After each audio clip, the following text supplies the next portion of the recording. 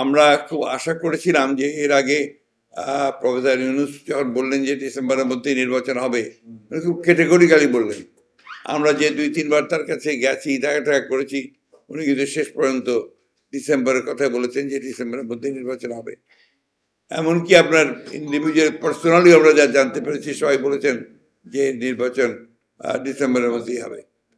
পট করে যখন উনি বললেন যে এটা ওনার বক্তব্যের মধ্যে যে ডিসেম্বর থেকে জুন মধ্যে হতে পারে, উই ওয়ার ফ্রাস্ট্রেটেড। কারণ আমরা মনে করি যে কথা আমরা বারবার করে বলছি, যেটা আবার অনেকে ভুল ব্যাখ্যাও করেন, আমরা মনে করছি যে বাংলাদেশের যে রাজনৈতিক সংকট, এই একদিকে আপনার ভারতবর্ষে আওয়ামী লীগের অবস্থান, হাসিনার অবস্থান, এবং এখন পর্যন্ত ভারতবর্ষের একটা কোল্ড শোল্ডার, এই জিনিসগুলো আপনার আমাদের জন্য খুব ভালো একটা ভবিষ্যৎ তৈরি করছে না। সেই ক্ষেত্রে আমি যদি বলতে যাই, তো অনেকে আবার আমাকে ভারতপন্থী বলবেন, আর সবাই তো আমাকে ভারতপন্থী বলা শুরু করেছে এর মধ্যে। একটা ব্যাপার হচ্ছে যে ওয়ান হু ইজ প্র্যাকটিক্যাল। আমরা রাষ্ট্র চালিয়েছি অতীতে, আমরা আবার রাষ্ট্র চালাবো বলে আশা করি। আমাদেরকে সবসময় আপনার বাস্তব অবস্থা চিন্তা করতে হয়। একদিকে যেমন ধরেন মার্কিনীদের সঙ্গে, যুক্তরাষ্ট্রের সঙ্গে আমাদের ভালো সম্পর্ক রাখতে হয়, অন্যদিকে আমরা চীনের সঙ্গে ভালো সম্পর্ক রাখতে চাই।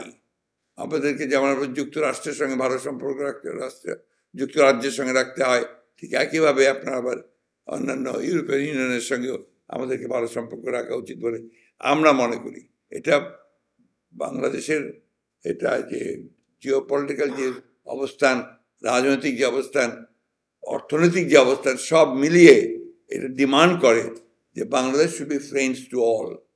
সেই ক্ষেত্রে আজকে আমার যে গণতন্ত্রের শত্রু, তাকে ভারতবর্ষে বসিয়ে রেখে আমি আপনার নির্বাচনটাকে পেছাবো, এটা আরও বেশি সংকট তৈরি করবে বলে আমার মনে হয়। আমরা যেটা বারবার করে বলেছি যে নির্বাচনটা যে আমরা চাচ্ছি, এটা নট বিকজ অফ যে আমরা ক্ষমতা যাওয়ার জন্য চাচ্ছি। আমরা মনে করি যে নির্বাচন হলেই সেটা একটা আপনার একটা ম্যান্ডেট পাবে সেই সরকার, এবং জনগণের সমর্থন পাবে সেই সরকারটার শক্তি আর একটা আনইলেক্টেড সরকারের শক্তির মধ্যে অনেক পার্থক্য আছে। তো দ্যাট ইজ ভেরি ইম্পর্টেন্ট। এটাতে ইউটিউপিয়ান কথা বলতে লাভ নেই। একটা ইলেক্টেড গভর্নমেন্ট যখন আপনার ইলেক্টেড হয়ে আসে, তার যে শক্তি আর একটা যে আপনার আনইলেক্টেড গভর্নমেন্ট, তার শক্তির মধ্যে অবশ্যই পার্থক্য আছে। আমাদের প্রশ্নটা ওই জায়গায় যে আমরা যদি ইলেক্টেড হয়ে যাই, ইলেকশন যদি হয়ে যায়, তার একটা শক্তিশালী অবস্থান দাঁড় করাচ্ছে। আর যেহেতু BNP is committed for reforms, এটা তো আজকে না, আমরা 2 বছর আগে, এমন কিন্তু আরও আগে, আমরা আরও আগে আপনার 2016-তে আমরা আপনার ভিশন দিয়েছি। So it is our commitment যে আমরা আপনার পরিবর্তনটা চাই। তখন তো আপনার এই প্রশ্নগুলো আসেনি। আমরা 2016-তে যে ভিশন দিয়েছিলাম, তখন কিন্তু আমরা অন্যান্য ছেলেপেলেদের সমস্যাগুলো ছিল না। কিন্তু এখন তো, তখন আমরা বলেছি যে আমাদের মনে হয়েছে যেটা কাঠামোগত পরিবর্তন করা দরকার।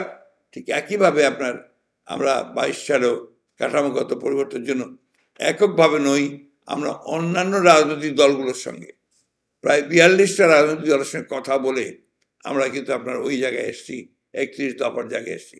আপনারা জানেন যে এর জন্য কত মূল্য আমাদেরকে পে করতে হয়েছে। আমরা 10ই ডিসেম্বর আপনার জনসভা ঠিক করলাম আপনার ইসের সামনে, পার্টি অফিসের সামনে। সেখানে আমাদের দিল না, সেখানে মারলো, সেখানে আমাদের লোক শহীদ হলো, গুলি করে হত্যা হলো। গোলাপবাগে পাঠিয়ে দিল আমাদেরকে। সেইখানে 10 দফা আমরা দিয়েছি।